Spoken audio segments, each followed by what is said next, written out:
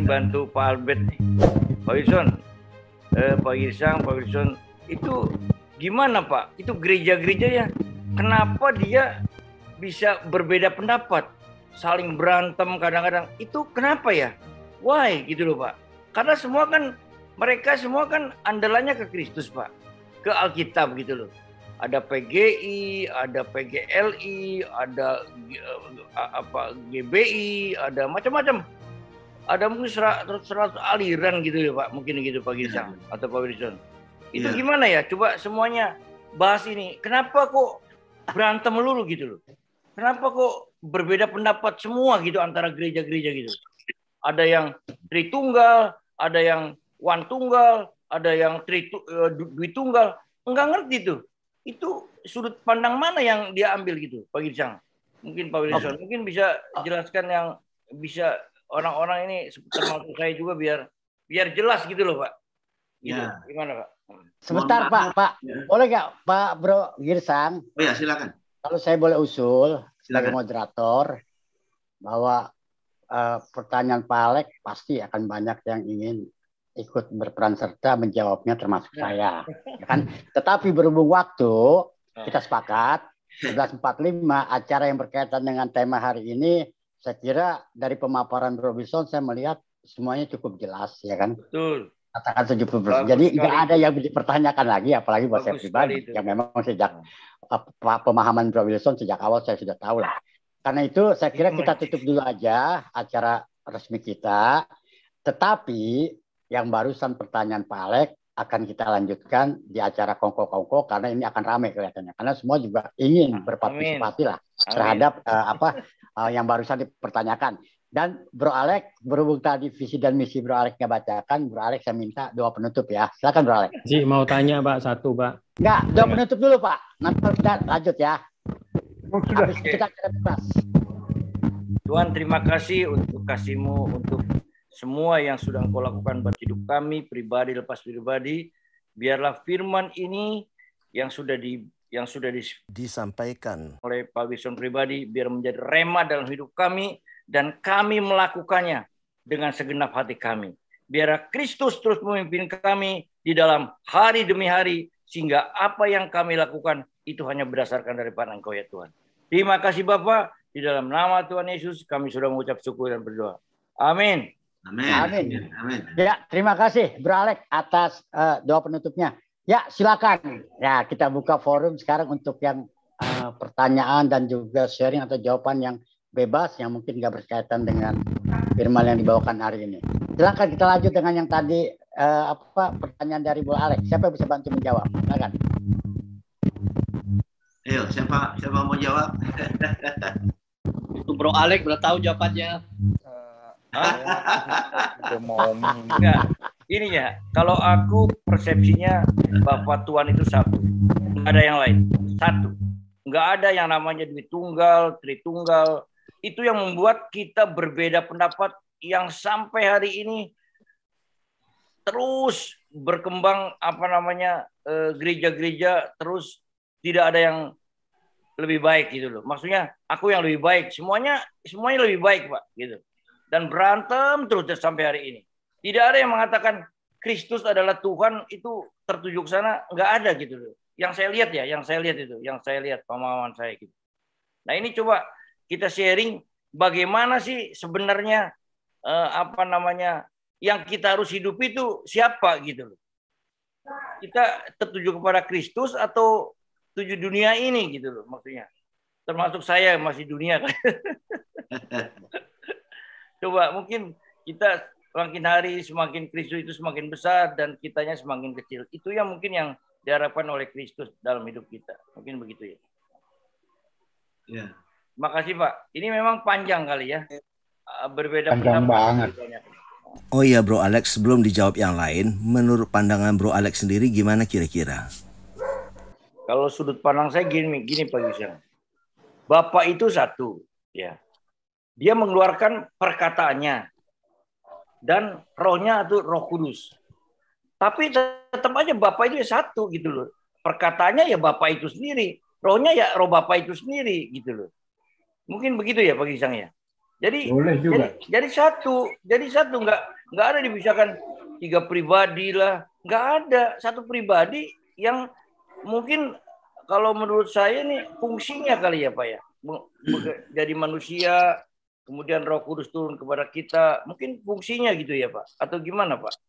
Ini masih bingung juga Pak, satu tunggal, Dwitunggal, Tritunggal ini masih banyak orang-orang yang nggak ngerti juga Pak, gitu loh Pak, maksudnya Pak Gisang. Iya. Banyak confuse nih, banyak confuse terus terang Kita aja. kembali ke ayat aja, kita kembali ke ayatnya. Nah, bro, bisa dibukakan Yesaya 9 ayat 6. Coba. Ini kan kitab nubuatan sebelum Yesus turun ke bumi. Betul sekali. Itu di situ Kita satu Pak, lihat betul aja. Pak. Allah yang ajaib, Allah perkasa, Ya. itu satu situ betul. Kita lihat ayatnya. Ya. Ayat per ayat ya Pak. Ya, kita lihat ayatnya aja. Jadi kalau nanti di dalam perjalanannya dia menyebutkan dirinya anak, ada Roh Kudus. Nah, itu kan di dalam manifestasi yang itu tadi ada proses penyelamatan yang dikatakan tadi oleh Bro Guntara. Tapi pada dasarnya Kristus Yesus itu adalah Sang Bapa itu, Sang Allah itu, ya Roh itu, ya Dia satu sebetulnya. Gitu. Nah, kita kembali kepada itu tadi lah, kepada ayatnya aja. Yesaya 9 ayat 6 itu katakan, telah lahir bagi kita seorang putra.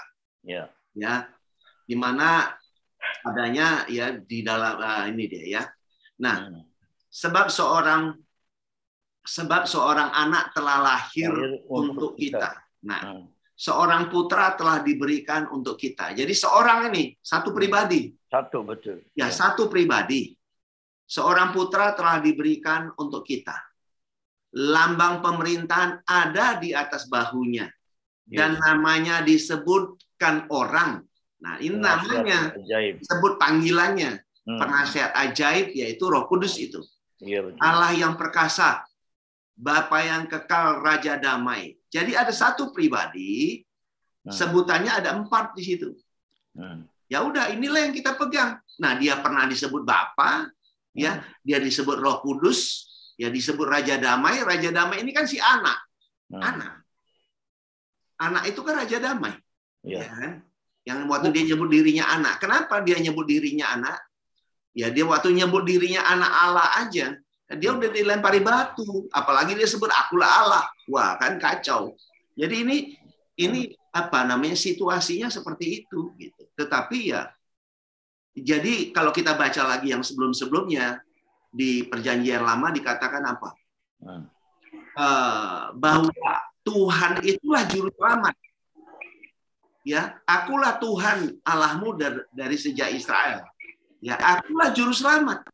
Nah, kalau kita tanya siapa juru selamat? Ya kita bilang Yesus Kristus, ya kan? Ya, jadi Tuhan yang dikenalkan di Perjanjian Lama, ya sebetulnya itu adalah Yesus Kristus. Menggambarkan itu. Iya, Yesus Kristus itulah Tuhan. Dialah Allah, dialah Bapa, dan dialah Roh Kudus juga. Makanya dia bilang dia sedang berbicara dalam wujud manusia. Nah, maka dia bilang aku ada di dalam engkau, engkau ada di dalam aku, gitu ya. Jadi siapa? Wah, dia kalau ngomong aku itu kan Yesus.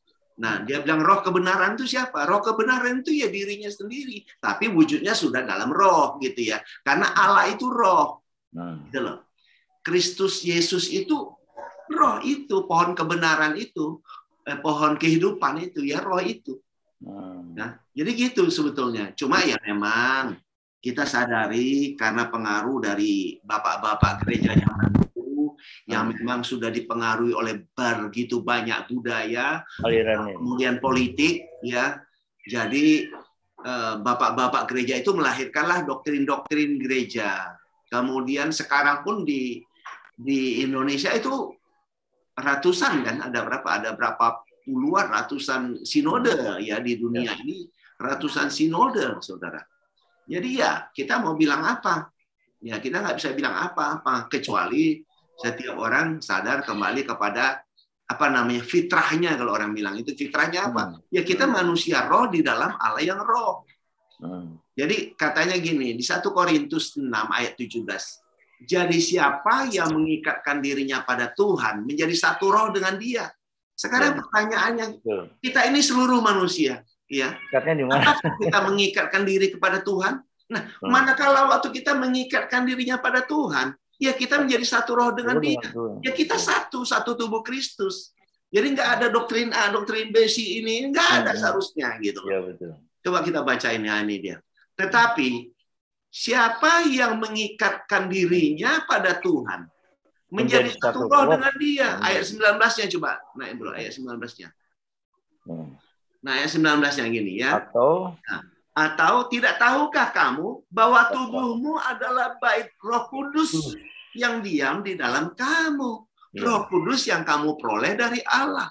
Dan bahwa kamu bukan milik kamu sendiri. Nah, itu. Jadi kita ini sudah menjadi milik Tuhan.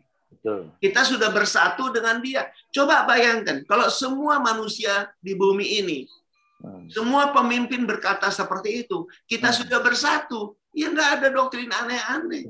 Ya doktrin siapa? Ya doktrin Kristus Yesus Tuhan. That's right. Karena kita sudah bersatu dengan Dia. Itu sebenarnya begitu aja. Kita ini kepalanya, Dia kepala, Dia mempelai. Kita mempelai perempuan, Dia mempelai laki-laki. Kita udah bersatu. Jadi nggak ada aku nggak ada. Karena yang hidup Kristus dalam setiap kita, gitu. Sebenarnya hal mudah jangan dipersulit lah. Kira-kira begitulah. Aku setuju Pak Gisang. Tadi aku lihat ayat 20-nya bagus tuh. Kita sudah diberi lunas tuh. Kita udah dibeli lunas tuh. Nah, jadi kita milik dia loh.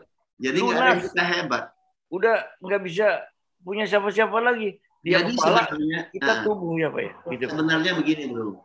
Cobalah kita ini semua memahami. Biarlah Tuhan yang mengalir lewat setiap kita.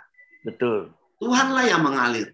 Karena Dia katakan, Tuhanlah yang melakukannya baik perbuatan maupun kemauan sesuai kerelaannya. Coba setiap orang kita itu merenung dan menghidupi itu, coba. Pasti berbeda. Betul. Karena kalau yang hidup kita, pasti beda-beda. Wah, beda-beda, betul. Beda-beda. Kenapa? Karena yang hidup kita, kedagingan kita, kemanusiaan kita, yang menguasai diri kita, pasti berbeda.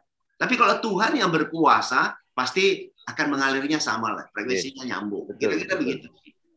Betul Pak Gisang. Ini aku lihat ya sekarang ya, Kristusnya kan kepala Pak. Iya. Tubuhnya itu kemana-mana Pak. Jadi Kristus sekarang jadi zombie, nggak ada apa liang pun nggak ada gitu. Liang punya apa namanya? Burung punya sarang,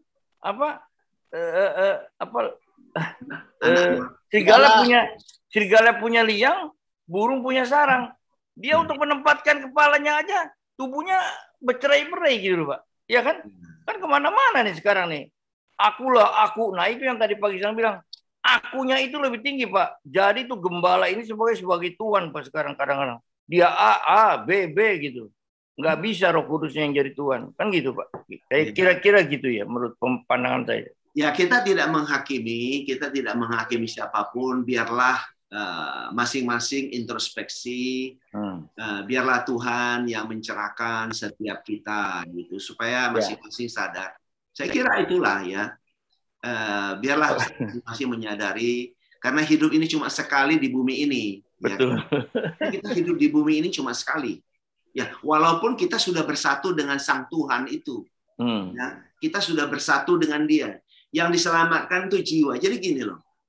Tadi itu pertanyaan bagus. Jadi gini, jiwa kita kalau nggak sinkron dengan Tuhan, nah ini yang aneh-aneh bro.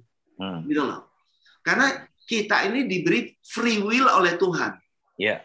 Nah, manakala free will kita ini kita buat sesuka kita, ya makanya aneh-aneh bro. Maka free will kita harus selaras dengan kebenaran firman Tuhan. Selaras dengan Sang Roh itu gitu. Tapi bukan robot kan Pak, bukan robot kita kan? Ya kita bukan robot gitu. Makanya waktu kita menundukkan diri dalam arti kita mau ada di dalam Sang Kristus itu, ya, kita mau selaras dengan Dia, maka Tuhan yang mengalir. Kira-kira gitu aja. Ya. Nah, jadi kita nggak kepo sana kepo sini. Kira-kira gitulah. Itu tambahan deh. Kalau Kristus jadi kepala, aman lah kalau udah bayar. Aman. Maka pikiran dan perasaannya mengalir ke dalam tubuhnya. Hingga tubuhnya terpimpin oleh sang roh itu. Maka katakan kalau engkau dipimpin oleh roh, ya hidup kita teratur. Maka buah roh juga mengalir, gitulah kira-kira. Sekarang gini Pak, sekarang misalnya Pak ya, seorang pemimpin Pak, ini gembala atau apalah, itu dia salah Pak. Misalnya salah nih, kayaknya kok nggak sesuai firman Tuhan ya. Misalnya Pak, misalnya dia Lukas 6 ayat 38. Beri maka kau akan diberi, kau takaran penuh dipadatkan digoncang kepada ribaanmu, sebab apa yang kamu ukur akan diukurkan kepadamu Pak. Terus dia bicaranya ke duit gitu Pak. Siapa yang menabur 500 akan di... Nah itu kan salah misalnya Pak. Tidak sesuai firman, tidak kontekstualnya. Itu gimana? Cara kita negurnya gimana gitu maksudnya? Apakah kita diam aja, dia masuk jurang oke, apa gimana? Gimana tuh, brother? Iya, kalau bro merasa itu sahabat atau punya nomor kontaknya, ya boleh-boleh aja. Boleh kita utarakan ya, Pak? Boleh, ayatnya mana? Ini. Iya. Maksudnya data per data kan? Data kita bicara. Data. Ya boleh lah, kan. Boleh-boleh aja lah, nggak ada yang salah situ. Soal mau didengar enggak itu kan soal kedua kan. Memberikan saran masukan kan boleh-boleh aja. Tapi kadang-kadang gini bro, kamu nih nggak boleh tegur pemimpin, nggak boleh kamu itu ayatnya ada di situ bro. Katanya kamu harus taat kepada pemimpin. Ya pemimpinnya seperti apa kalau pemimpinnya melacurkan diri kan susah bro, iya kan bro? Melacurkan diri kepada perjinaan gitu misalnya kan susah juga gitu loh, maksudnya gitu. Kan tergantung daripada by data kan terhadap bintang gitu ya, firman ya bro gitu ya. Ya karena Nabi pun raja pun zaman dulu kalau salah kan ada yang negur juga. Makanya raja-raja itu punya penasehat kan. Ada penasehat, raja aja ada penasehat. Bahkan ada yang bunuh kali. Iya, jadi raja aja ada penasehat. Nah, seorang penasehat harus berani menasehati kalau ada kekeliruan. Kira-kira begitu. Jadi ya bergantung hikmat yang diberikan kepada kita lah bro. Yes, betul. Ya. Yang penting ada motivasi. Bro Girsang. Ya bro. Ya, saya kira kalau mengenai pengembangan ke sana, bagi saya ketika kita sepakat ya kan roh Kristus yang memimpin kita, sudahlah buat konsumsi kita pribadi, pemimpin kita itu Kristus. Memang yang sulit kedagingan kita suka menilai orang lain. Tetapi yang terakhir yang ingin saya sampaikan, ketika kita berbicara Allah itu roh, jangan kita bayangin roh itu satu kayak kita. Hal yang berbeda antara Allah itu roh dengan sebutan. Allah itu roh, satu kesatuan yang tak terhingga. Roh yang menghidupkan, roh yang memberi hidup. Artinya bukan hanya kita, tetapi seluruh semesta ini di bawah genggaman Allah yang roh itu. Ya kan? Semuanya ciptaan dia itu di bawah kekuasaan dia. Jadi kita juga cobalah berani untuk berpikir skup yang lebih besar. Jangan Allah dikecilkan dengan pemikiran-pemikiran yang ada di benak kita, ya kan? Dia roh yang menghidupkan. Tanaman, semua binatang, semua semesta ini, ya kan? Bagaimana bumi berputar pada porosnya, bagaimana itu semua kan udah di bawah ekosistem yang ada di bawah dia semua. Tetapi kita manusia adalah salah satu yang paling luar biasa di antara semua ciptanya. Karena kita yang hidup, yang bisa menyatakan Allah itu sungguh nyata, sungguh-sungguh hidup. Tetapi bro, pada akhirnya saya kira waktu yang sudah waktu yang memisahkan kita ya bro. Iya, yang memisahkan kita karena kita sepakat semuanya sudah pada lapar tentunya. Jadi saya kira kalau setuju kita akhiri. Kalau mengenai banyak hal-hal yang ingin didiskusikan, saya kira bisa japri-japrian, person to person, ya kan? Atau kontak to kontak. Yang pasti hari ini saya berterima kasih bisa berada di tempat ini. Dan juga kalau mengenai kebenaran firman Tuhan secara alkitabiah, saya bersyukur bisa mengenal Bro Girsang, Bro Wilson, Bro Swanda, Bro semuanya lah. Kalau saya dari segi Katolik memang nggak begitu mendalami, tetapi untuk usia saat ini lebih banyak mengejar kebenaran yang hakikat, yang tentunya tidak akan pernah keluar dari kebenaran yang sudah terperinci di Alkitab itu sendiri, ya kan? Karena pada akhirnya kan hidup seperti apa. Terakhir buat saya ya, ketika kita yakin, ya kan, Jadi sesungguhnya di dalam diri kita, siogianya. Juru selamat itu sudah ada di dalam diri kita. Kita sudah berada di dalam keselamatan itu, ya kan? Ketika kita percaya Yesus ada di dalam diri kita, kita ini sudah lebih dari pemenang. Karena sang pemenang sudah ada di dalam diri kita. Dan yang terakhir, yang luar biasa kalau kita percaya, kita punya kuasa doa. Karena yang maha kuasa sudah ada di dalam diri kita. Amin. Ya kan? Yes. Tetapi pencapaian setiap orang ke situ berbeda-beda. Tetapi hendaklah pada akhirnya bagaimana kita mengarah ke puncak iman itu. Terima kasih atas waktu dan kesempatannya. Jadi Bro Ishak, kita tutup aja ya. Hari ini luar biasa hari ini. Kita lanjut nanti di minggu depan. Sahabat-sahabat sekalian, terima kasih untuk kehadirannya dan jangan lupa Sabtu depan kita ketemu lagi dengan topik yang berbeda, dengan pembicara yang berbeda. Sampai jumpa dan salam sehat sekaliannya semua. Salam untuk keluarga dan salam untuk sahabat-sahabat semua. Terima kasih. Terima kasih. Thank you Pak Gibson. Thank you Pak Gibson. Thank you semuanya. Terima kasih. Thank you ya teman-teman semua. Sampai ketemu semua. Terima kasih. Terima kasih semua sahabat-sahabat sekalian. Thank you. Tadi kalian terima kasih. Thank you. Ini galeri ini semua ya. Terima kasih semua teman-teman. Oke. Tuhan berkati. Tuhan berkati. Amin. Amin. Amin. God bless. God bless. God bless. God bless.